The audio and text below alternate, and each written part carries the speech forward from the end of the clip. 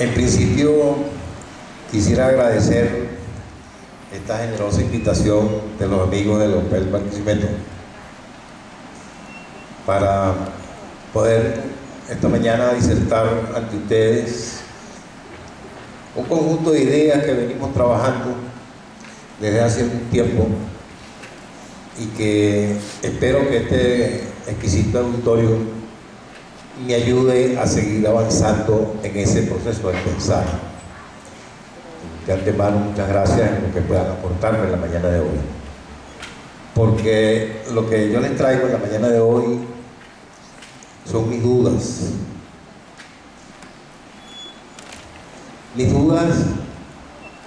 y no solamente en el sentido cartesiano,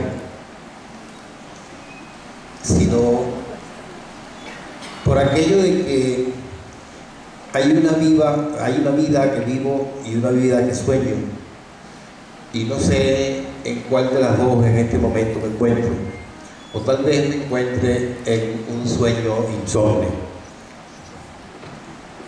En todo caso, venimos trabajando a propósito del problema de la complejidad, algo que intenta ser una conexión entre ese modo de pensar que es la complejidad y nuestro hacer cotidiano. Por eso tal vez podríamos comenzar diciendo o planteándonos el hecho de una pregunta tal vez muy heideggeriana, que es incluso el título de una de sus obras menores. ¿Qué significa pensar? Pero fundamentalmente, ¿qué significa pensar hoy? Y verdaderamente plantearse el qué significa pensar nos lleva un poco a cuál es el modo de ser del pensamiento hoy.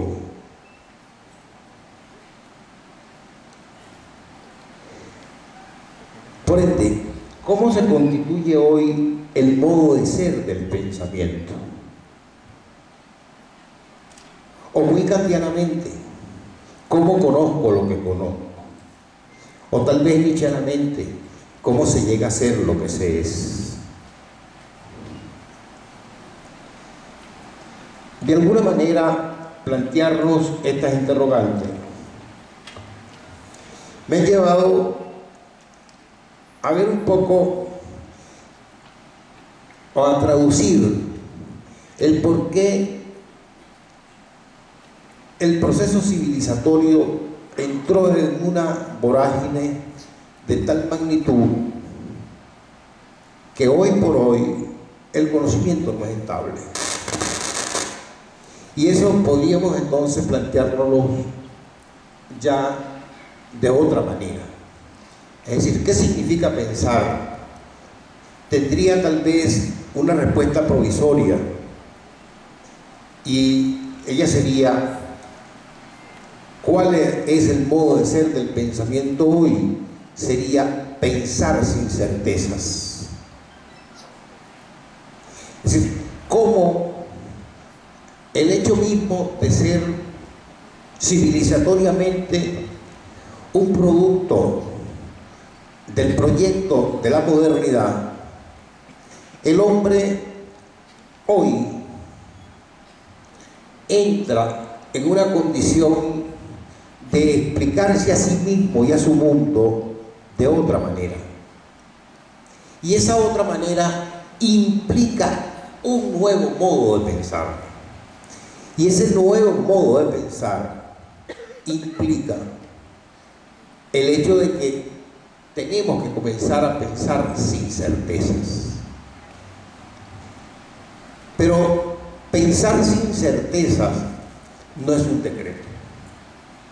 Verdaderamente es un ejercicio del pensamiento que amerita tomar distancia de lo real, pero por la vía reflexiva. Por eso, habría que plantearnos entonces una primera tríada: conocer, pensar, reflexionar. Y por eso, plantearnos entonces cómo conozco lo que conozco lleva implícito el hecho de el impacto tecnológico. Ese impacto tecnológico, hoy por hoy, por ejemplo, la semana pasada en el postdoctorado, discutíamos un poco el problema de los límites. Hasta dónde nosotros, hijos de la modernidad y de un pensar en la linealidad, nos planteamos entonces límites y alcance de las disciplinas. Pero epistemológicamente hablando, la opción sería la célebre discusión entre ciencia y tecnología. Hasta dónde en un momento determinado hoy esa frontera, ese límite se borró. En uno de sus últimos artículos, Ludovico Silva hacía una afirmación que a mí me llamó la atención. Él decía que en los últimos 100 años de la humanidad no se había producido ciencia, que lo que se producía era simplemente tecnología. En tanto entendía que la ciencia eran los principios que rigen la opción del razonamiento, y la tecnología es la aplicación de esos principios que permiten entonces en la cotidianidad tener un determinado conjunto de aparatos e instrumentos en función del orden vital cognoscitivo. Pero ese conocer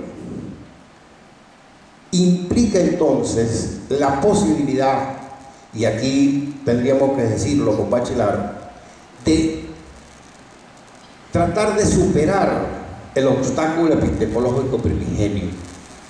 Y ese obstáculo epistemológico primigenio no es otra cosa sino el sentido común. Hasta dónde verdaderamente la lógica que rige al sentido común nos induce a pensar algo así como, diría Karel Kosik, en lo pseudo concreto. O hasta dónde, si nos hacemos una pregunta epistemológica más profunda, hasta dónde la lógica formal sigue rigiendo en la manera como expresamos el conocer. Ya hoy por hoy surgen entonces otras variables. Aquel elemento que tenía fundamentación aristotélica de que una cosa no puede ser y dejar de ser en el mismo momento y en el mismo instante, partía de una lógica formal en la cual era evidente, había límites, y esos límites, de una u otra manera, tenían alcance. Hasta dónde ese alcance la tecnología lo fue revirtiendo y acortando la distancia entre el discurso científico y el discurso tecnológico.